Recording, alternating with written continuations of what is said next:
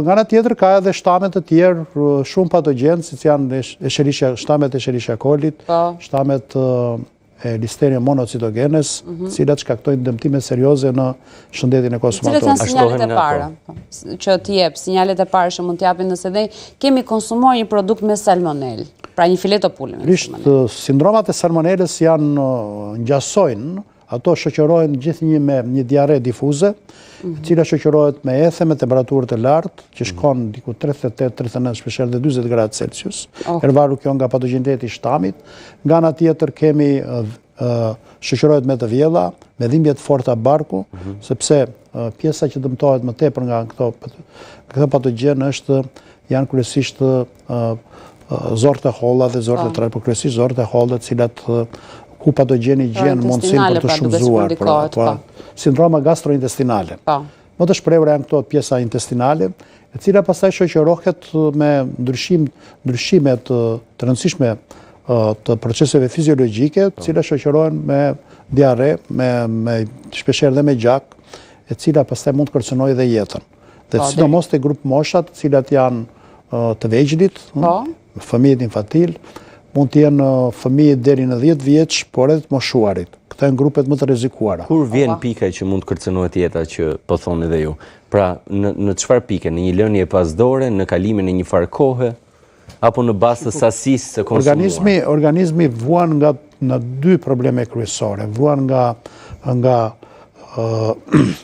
ajo që quhet sindromi i diares dhe humbjes së lëngjeve, cilat humbja elektrolitëve, cilat mund të sjellë pastaj deri në shok, për shkak sepse nuk kemi më lëngje në organizëm dhe sistemi kardiovaskular nuk është në gjendje që të ruaj parametrat.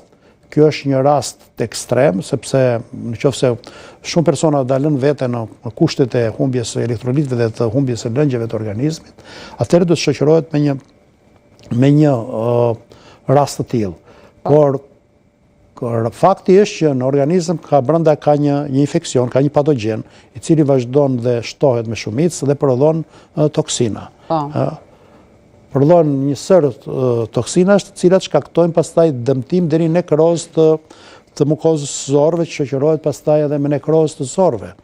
Pra, ajo që quhet dhe tifu e zorëve në gjuhën popullore, që nuk është gjë tjetër veç se janë salmonelat të cilat shkaktojnë këtë lloj dëmtimi të trupit. Dhe që ndihet pastaj të pengon edhe për ditëshmërinë, për jetën, mënyrë të stabilizohesh. Sot në kushtet e sotme salmonelat janë të mjekueshme, sepse përdoren antibiotik për trajtimin e tyre. Por problemi është në identifikimin, problemi është të identifikohen dhe të rastet dhe të izolohen dhe të verifikohet nëse pacientët kanë këtë infekcion ose jo. Profesor, a dallojmë dot ne një fileto pule nga ngjyra që ajo ka? Pra, ne shikojmë në treg që ka fileto pule të zbeta, të bardha, ato që vinë si në rozë, le themi, dhe ato që duket sikur kanë një ngjyrë pak më të theksuar, po kanë edhe mbajtje të gjakut, le themi, kështu duket sikur. Ne nuk kemi në gjendje që filetot e pulës i dallojmë me sy, nëse kanë salmonela ose jo. Por ajo që ne mund të dallojmë është të shikojmë kushtet e freskisë produktit dhe me sy ne mund të shikojmë ndryshimet e ngjyrës, dhe ngjyra normale. Natyrisht që ka dy lloj filetosh pulësh që qarkullojnë, ato që vinë më të bardha në ngjyrë, e cila me bardhë në ngjyrë të përhimit, dhe tjetra që vjen pak me errët.